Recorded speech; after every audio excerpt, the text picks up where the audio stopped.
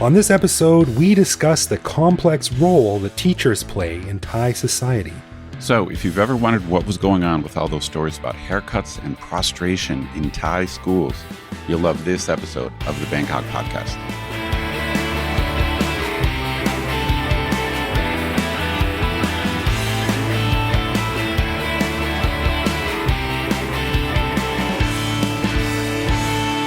Sawadee krap, this be the Bangkok Podcast into your ears. My name is Greg Jorgensen, a Canadian who was put on hold with a Thai bank when he got here in 2001 and is still on hold. And I am Ed Knuth, an American who came to Thailand on a one-year teaching contract 20 years ago and fell in love with saying the same word 5 different ways until I hit the jackpot. So I never left.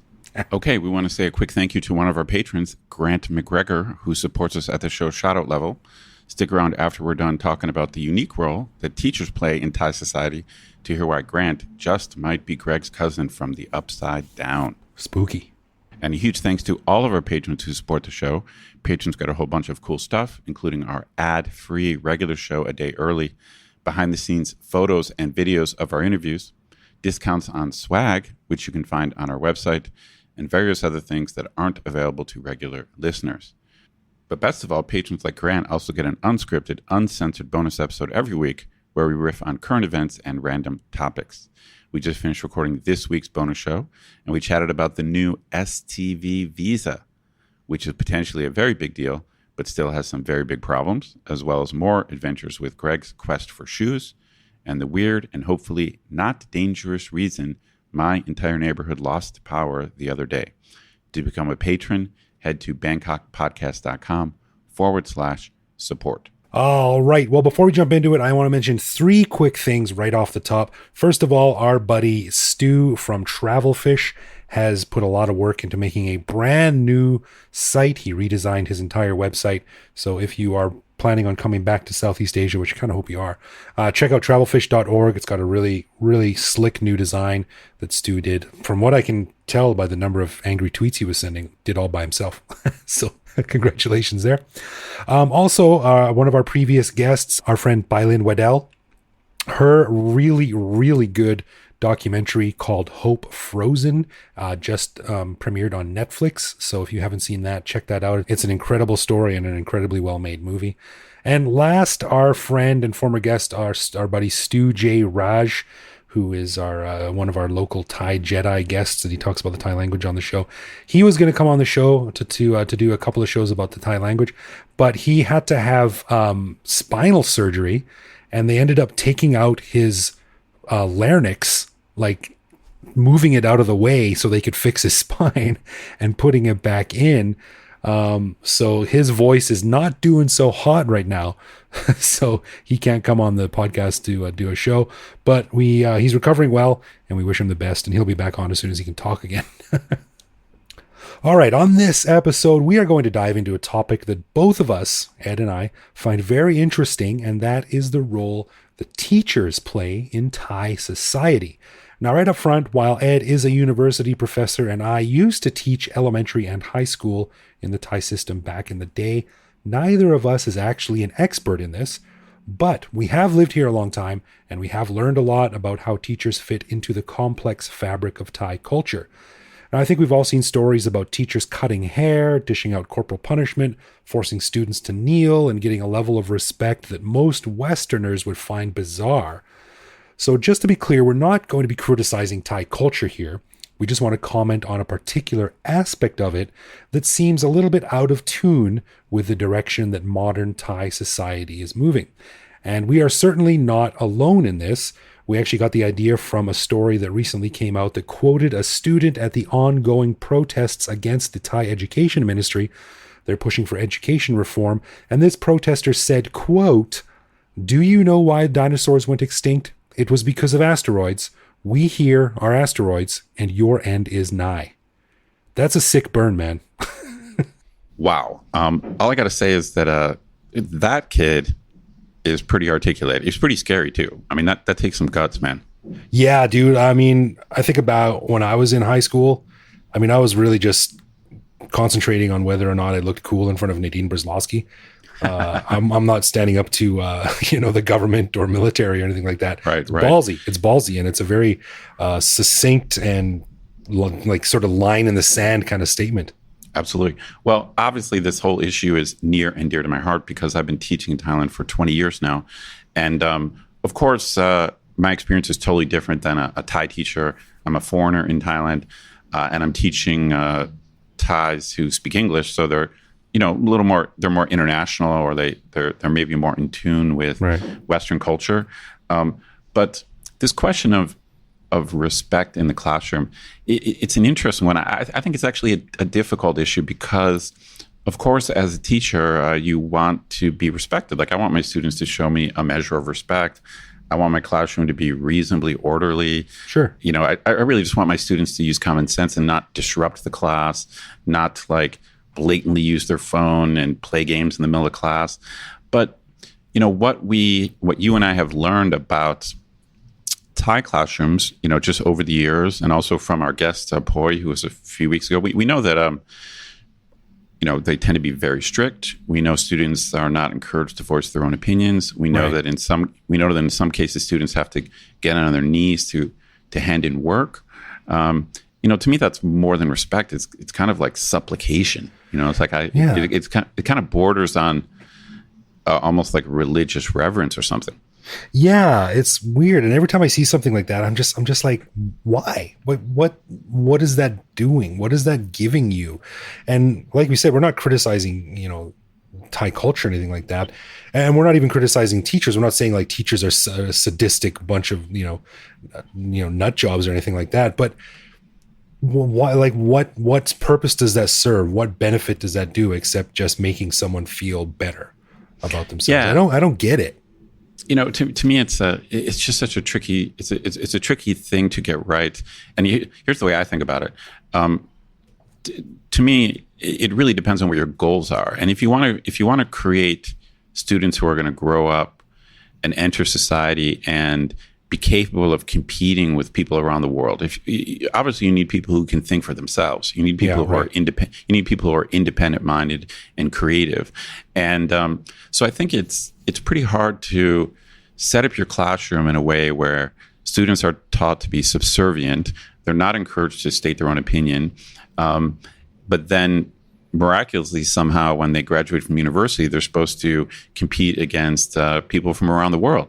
So to me, the problem is it's almost like what the Thai government wants or what the Thai education ministry wants contradict.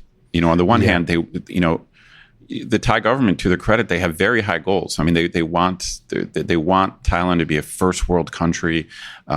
They want to be seen as a developed country, not a developing country. Yeah. They really, in a way, they're saying the right thing about where they want Thai education to go. Right. But at the same time, they're defending these traditions.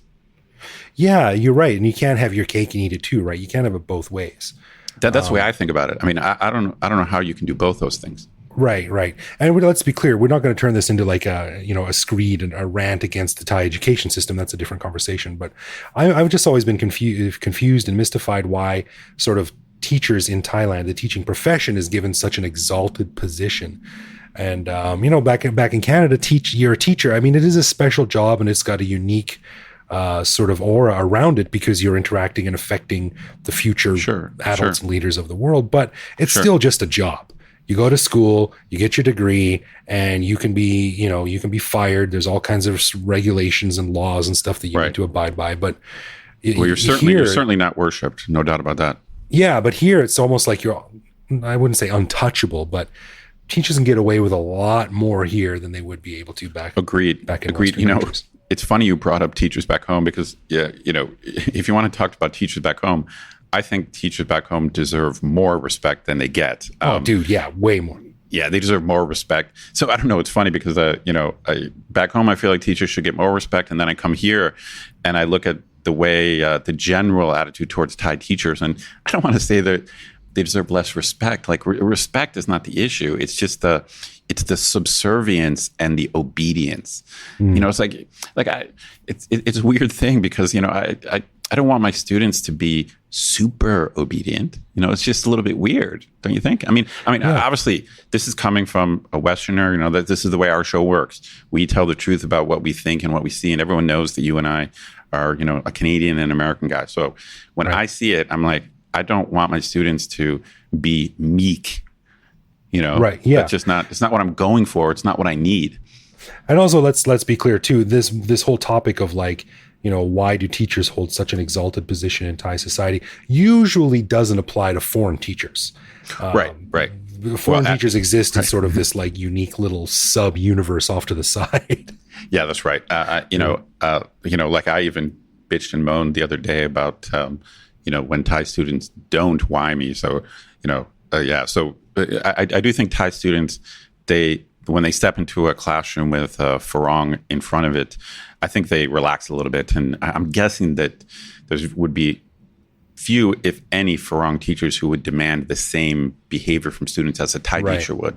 Right. I've mentioned it on the show before, but back in the day when I first came to Thailand, I was a teacher at a girls' high school.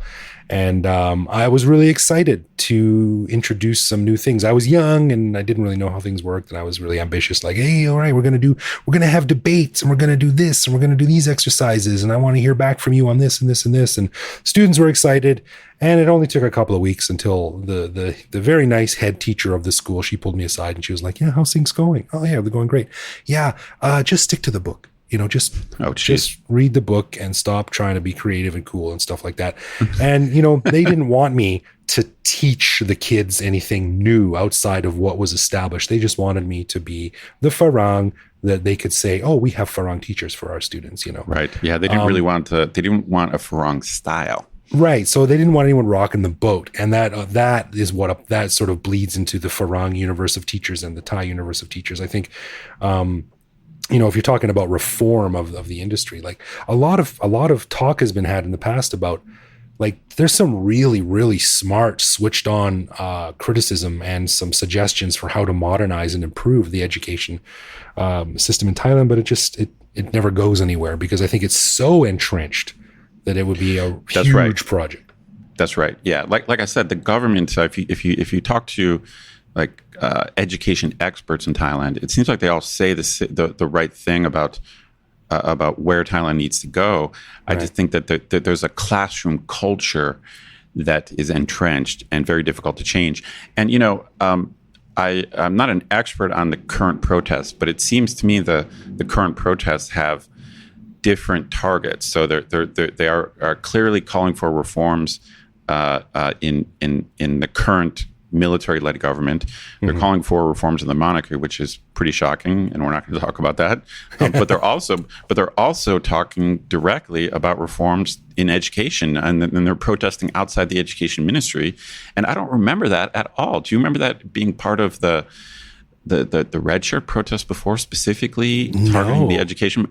So this is fascinating that we have high school kids out that are, you know, in a mob. I mean, in a mass group, they're outside the education ministry, and they're saying, we're sick of strict dress codes, we're sick of strict haircuts, we're sick of strict disciplinary measures. Right. And I'm curious, you know, I'm curious if they're calling for changes to the curriculum. I'm not exactly sure, but well, I know they're definitely calling for a reduction in the harshness of punishments for like not.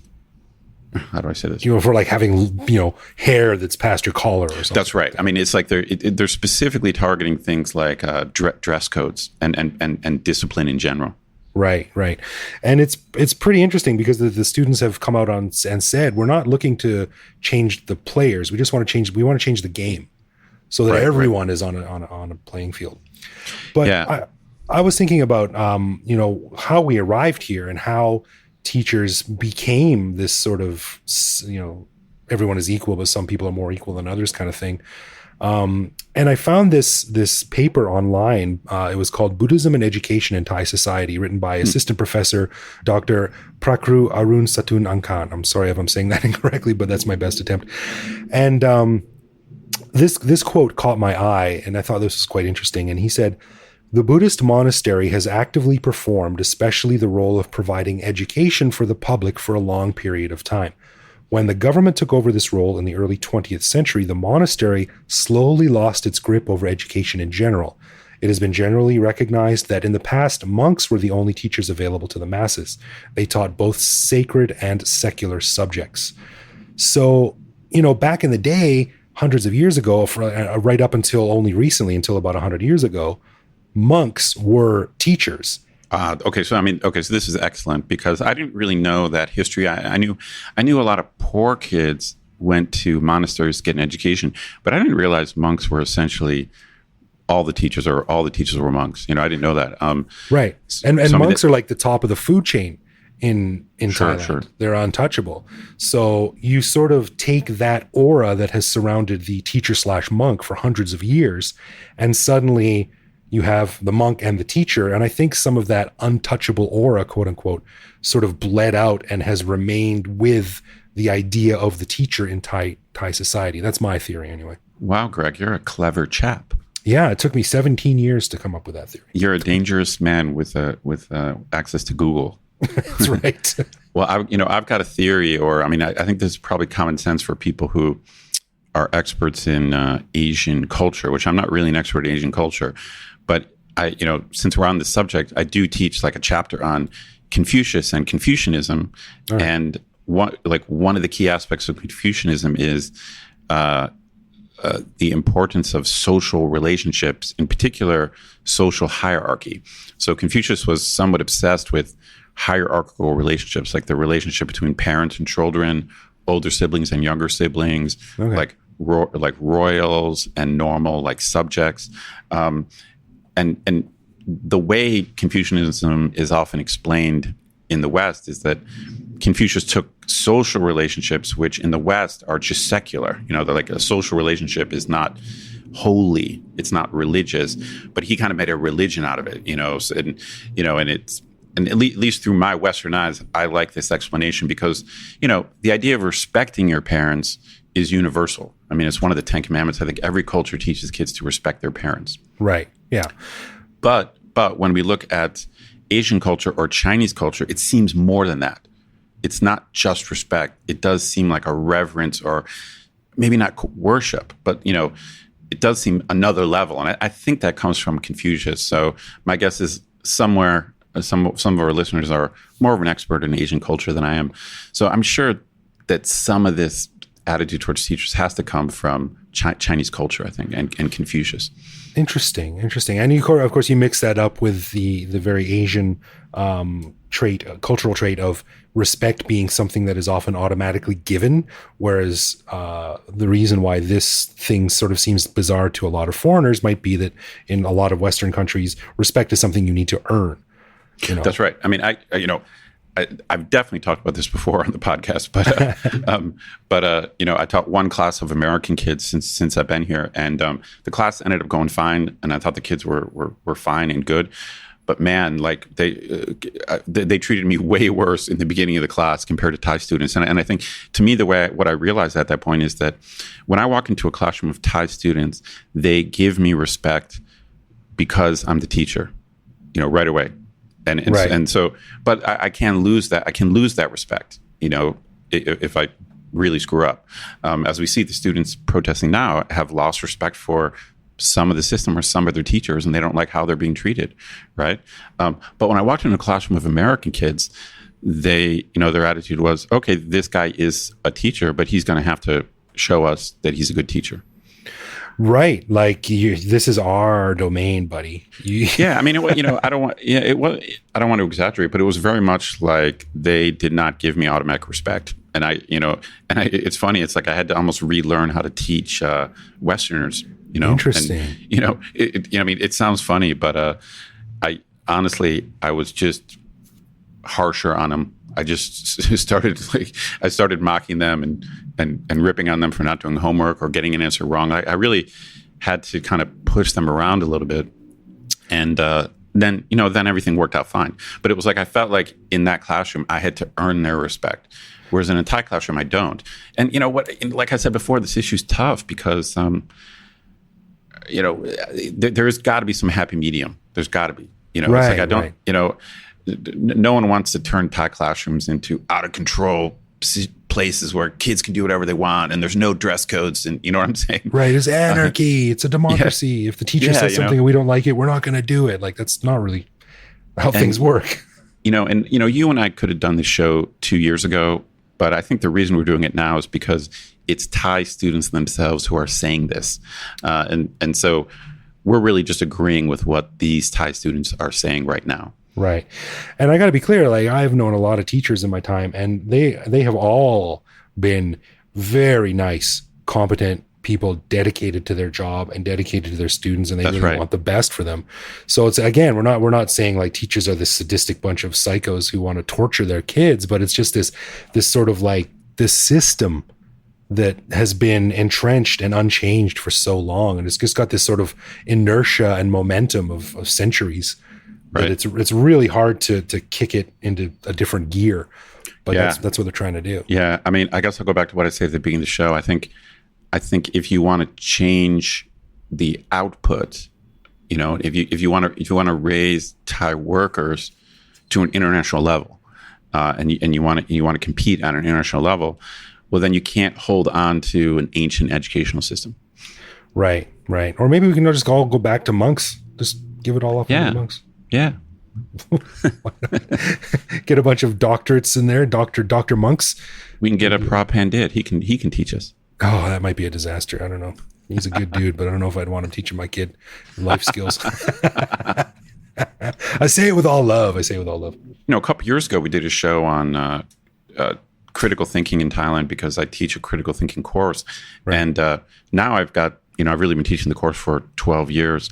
And it's an interesting thing because you're trying to teach kids to think for themselves, right? Yeah. And the attitude of my students, because they're Thai and they've been through the Thai systems, is they're very obedient. So it's like, it's like I tell them, okay, I want you guys to have your own opinions and think for yourselves, and they say like, yes, sir. And but then they don't necessarily have their own opinion. It's a weird thing. You can't just, when students are taught to just obey, then part of that is they're waiting for me to give them the answer. They're good kids, they're good students, but in most of my classes, the students they're sitting there and they're waiting for me to tell them what they need to know. Yeah. That is interesting. Waiting for me to tell them what they know. In a way, there is something. I don't know what the right word is, but there is a type of rebelliousness that comes from just having your own ideas. It's like I think this is why I think that the super high level of obedience, I don't think that fits with independent thinking or critical thinking. I think basic obedience of just using common sense and being polite, that fits. But I think you can't teach kids this super docile, meek kind of obedience, and at the same time expect them to have the gumption to have their own ideas. You can't have both, I don't think.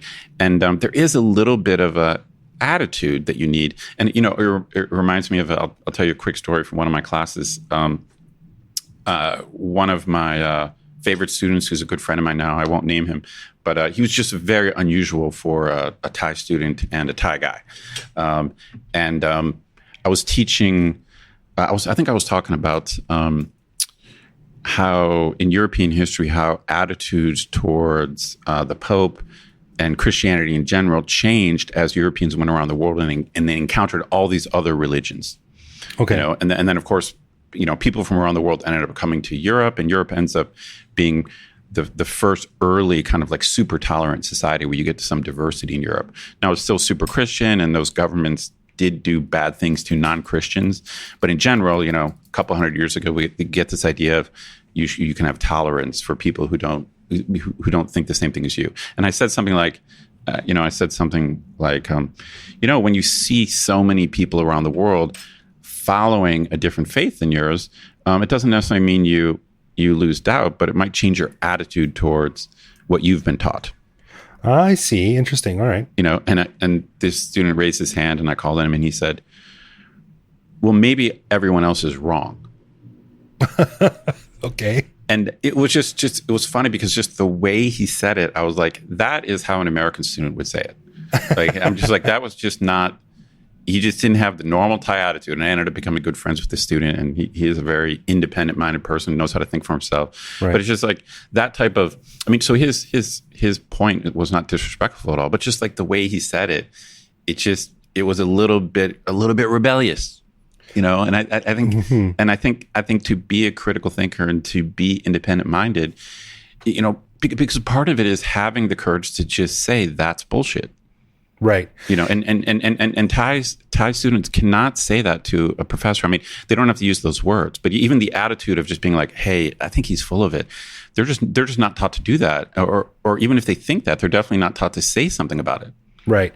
I kind of get it too. And it's funny how now I'm thinking about this, how much this sort of matches the Venn diagram of what it's like to be a parent, you know, like you want your kids to be independent thinkers and to question things and to say like, no, I disagree with that. I think you're totally wrong here. But at the same time, like you need a structure. You need the authority, the authority of a parent. You need the authority of a teacher. Someone's got to be in charge. So I get that.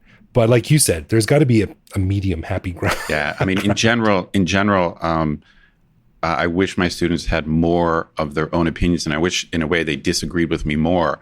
I think that I get students freshman year in university, and I would say about 70% of my students, 75% have been in Thai programs. Now, some of them have been in some other students have been in international programs in Thailand in English, but I think about 70% of my students are around there have been in Thai schools. So I don't think they're all super strict. I think in Bangkok they might be a little bit less strict. So I think some of the super strictness is outside of Bangkok. But sometimes I feel like I'm getting my students a little bit too late. You know, and I wish someone in junior high was teaching them to have their own opinions. I think it's time for a career change, man. Go from Professor Ed to elementary teacher. Maybe I don't think I'm the one to go back and teach them. But all I can say is this. I mean, maybe this is the good way to wrap up.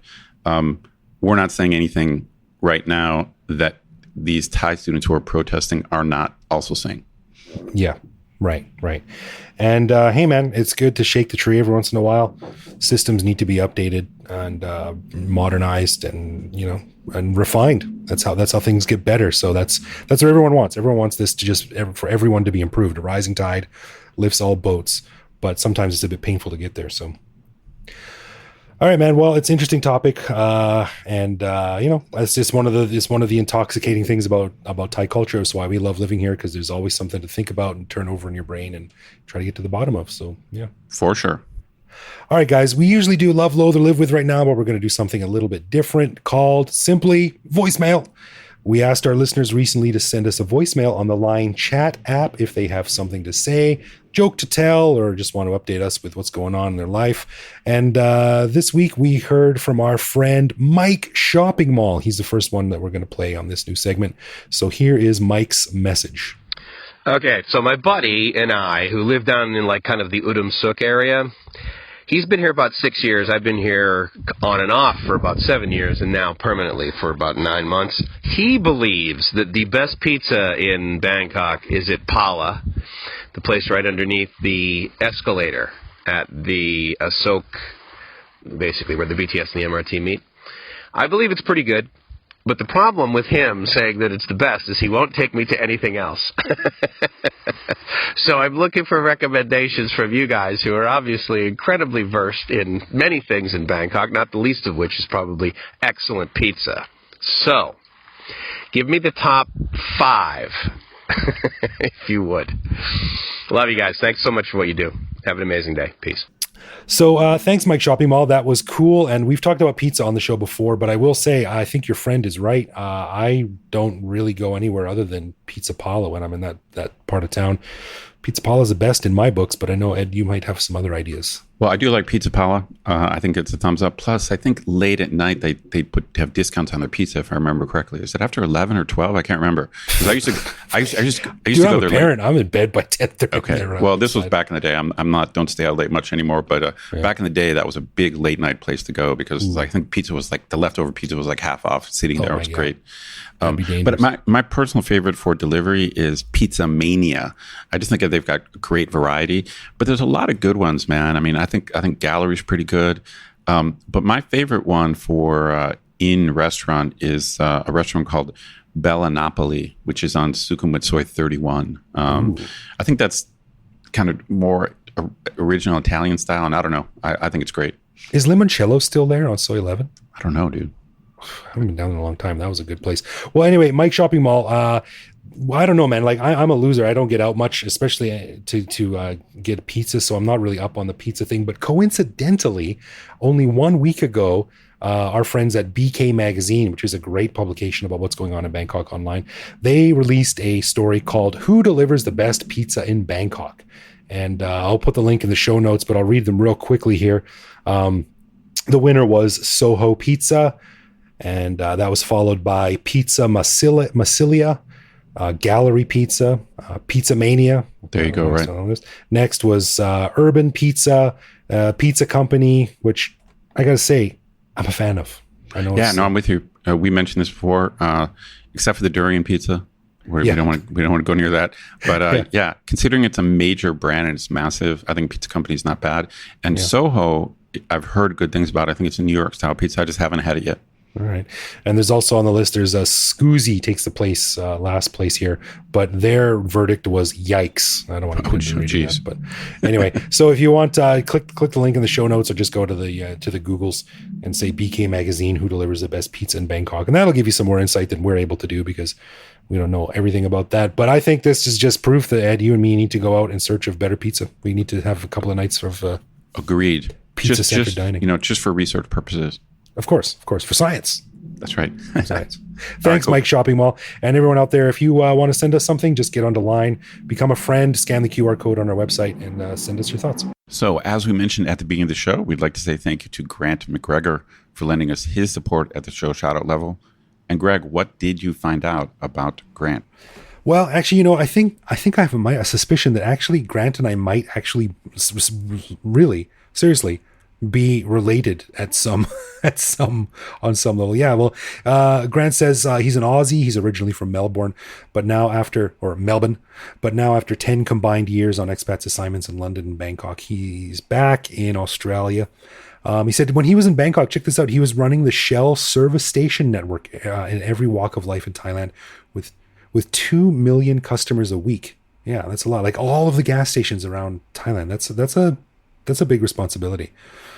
I said but now he's back in Australia. He's running his own consulting business from Australia. He's hoping to add some Thai clients soon so I can get back there and enjoy the excellent Thai food and hospitality. And Grant, actually, I have a lot of familiarity with this. For years in high school, I worked in a gas station, and it was a Shell gas station. And allow me to indulge myself here. I'm going to tell you the funniest thing that ever happened to me while I was working at a gas station. It's not a long story. I was on graveyard shift. It was about 3:30 in the morning. By myself, totally dead. One guy walks in. He was wearing nothing but a poncho, nude underneath. And he got a bag of chips, like a little bag of chips, of crisps for our British friends. And he brought it up to the counter and he put it on the counter. And I was like, hey, how you doing? And he's like, yeah.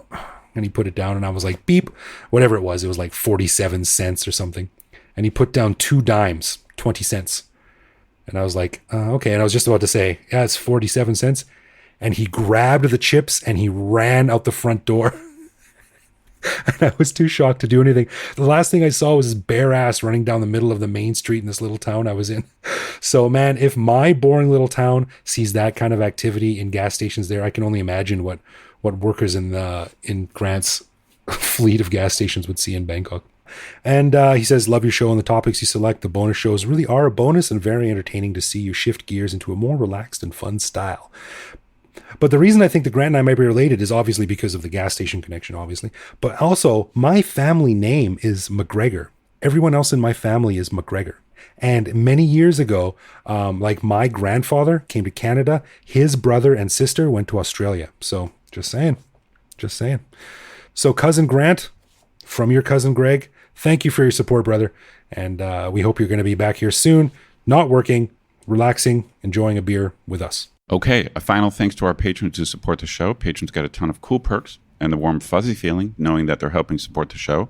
Find out more by clicking support on our website and connect with us online. We're Bangkok Podcast on social media, bangkokpodcast.com on the web, or simply bangkokpodcast@gmail.com.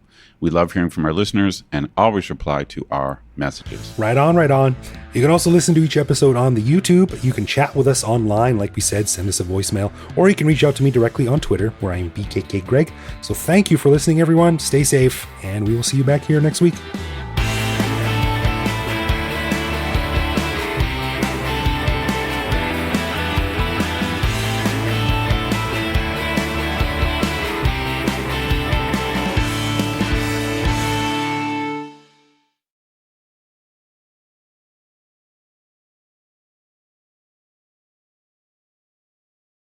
You owe me a beer. You can do it. Well, no doubt about that. There's no I doubt about that. just realized that asteroids are not what smashes into the Earth. Those are meteors. Wait, asteroids can hit Earth? No, asteroids is the asteroid belt. An asteroid is a celestial body. A meteor is something that comes into Earth's atmosphere. A meteorite is something that hits the ground. Oh, wow. Well, you can bring that up with the student who said that. You're wrong, actually. Well, actually. Okay.